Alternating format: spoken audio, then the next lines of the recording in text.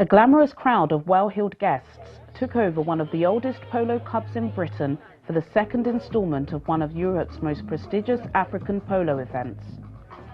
Why would you fly in all the way from Zimbabwe to attend such an event?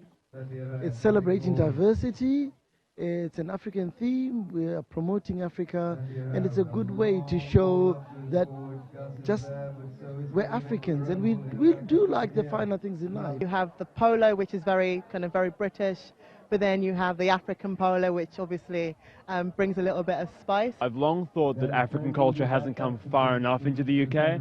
It hasn't penetrated our traditional events enough.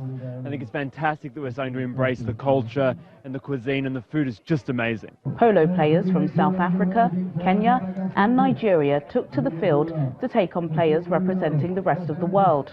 Bright blue hat, brand new, straight out of the box.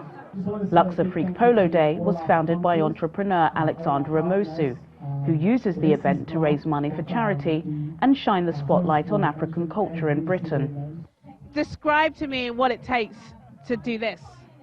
Well, nothing's ever easy, but what we have to do is understand that we as African need to have an event in the calendar like Royal Ascot, like Wimbledon, like all the big events out there. And what I try to achieve is by celebrating the fact that actually in Africa, since the centuries, we've been playing polo. Nigeria, Ghana, South Africa, Kenya, Zimbabwe, all across Africa, Morocco, we've been playing polo. So I'm not bringing anything new. The polo itself was a competitive match. Team Africa were narrowly defeated by Team Rudo, 4-3. I think it's important again to showcase what Africans can do, to showcase what sort of Nigerians can do, and to encourage more African people to get into polo. It's a fun game, the horse is amazing, it's an absolutely amazing experience. I think more sort of black Nigerian African people should get into polo. Upper classes and royalty, African boldness and polo chic. The finest aspects of African culture were showcased to their fullest.